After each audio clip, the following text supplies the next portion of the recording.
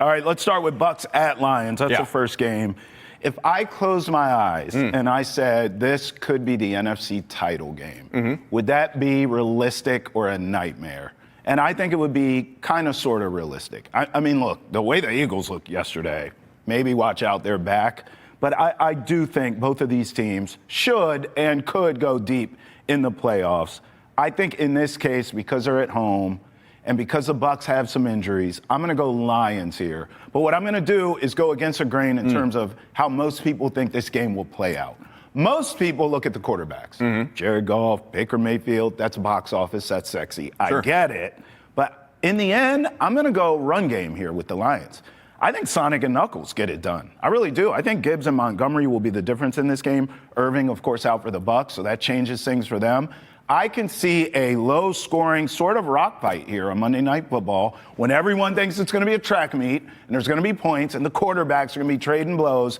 I'll go Lions ball control, time of possession style, 26-23 over the Bucs. Great game. Well, first of all, if we got a Buccaneers-Lions NFC Championship game, that would be exciting. That'd be great. I'd be excited by that. Me too. I mean, the Vegas is telling us. I mean, this game opened at a 49.5-point total. It's already a big total. Yeah. It has gone up. It has been bet up to currently, as we sit here, 52.5 to 53.5. Sure. Everyone's expecting points. If I want to be entertained in a nice island game, an NFC Championship game, I want scoring. I don't want a rock fight, a defensive contest. Give me points. And you have, and again, we're sitting here in mid-October, late October. There's already a boatload of injuries for Tampa. If you were to tell me that come January, mid to late January, guys are suddenly healthy, think about the talent that these two teams have. You know, obviously on the Lions, you've got Goff. And like you said, Sonic Knuckles, Gibbs Montgomery. You have St. Brown. You have Laporta. On the other side for the Bucs,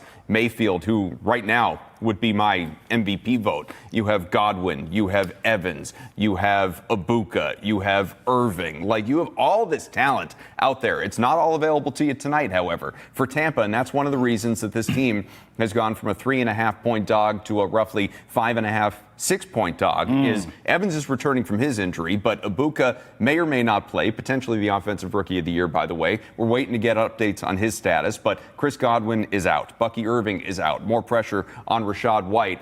This is a team that it's just really hard, Travis, to bet against Tampa simply because, again, at 5-1, they just keep finding a way. Yeah, there are so many of these games that they have won that they could have lost. You know, they are, you know, it's one-score game after another. It's final 2-minute drive win after another. You know, Baker Mayfield, again, there's just no, he keeps pulling wins out of his butt. There's no lack of quit out of this group. And again, offensively, there's a lot of great talent, which is why I'm probably kind of trying to thread a needle a little bit. I think the Lions win. Again, if you're thinking money line parlay, put them with whoever you like on the late game. You know, for me, it'd be Seattle, and I know we'll get there. Oh, you like the Bucs with the points? I like the Bucs with the points. I think they find a way to keep it close. I think the number's gotten just comfortable enough, just outside enough of, you know, that, again, 5.5, 6 points, not a full touchdown. That would be the dream. But I think they hang around, they don't win. Where I would push back on the Sonic and Knuckles thing in terms of the run game is the Bucs, for all their warts, they have a very stout run defense. Yeah, they do. And so that's not me saying Gibbs in particular couldn't be incredibly effective and impactful in this game. I just think it's more likely that happens out of the backfield as a pass catcher than it does as a runner. Which is why he's so dynamic, because he's touches. It's one of the reasons I want Travion Henderson to get some love here, because that's a guy conceivably that's the same thing, right? Like, get him touches. It's not necessarily carries. Gibbs is like that. I do want to go back to something we touched on quickly before we preview this other game. I mean, we talked about Bucs-Lions as an NFC title game potentially, right? Yeah. I'm looking at the NFC right now while we talk, and I'm just wondering who the hell to trust out of these teams. Okay, so we know the Lions and the Bucs. That's who we're talking about. But other than them, you have the Packers. You have the Eagles, who have been kind of up and down this year, AK. You have the Rams, 49ers, Seahawks.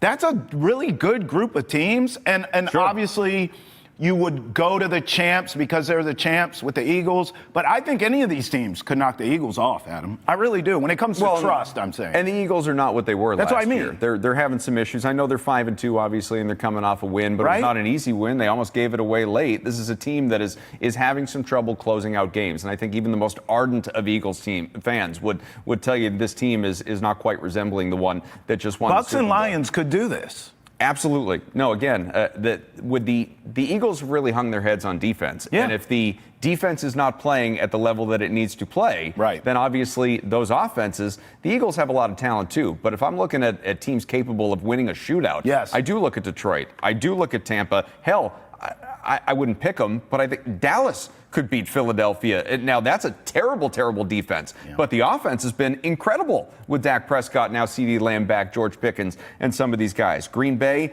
I don't trust, despite the 4-1-1 record. Detroit, again, wildly fun and entertaining. The Buccaneers, who you mentioned. Yeah. And then that NFC West, it's crowded, it's complicated. Yeah. I like the Rams, totally different team with Puka Nacua. But, yeah, I mean, if my dream matchup, the more we talk about this, would probably be Lions against Bucs.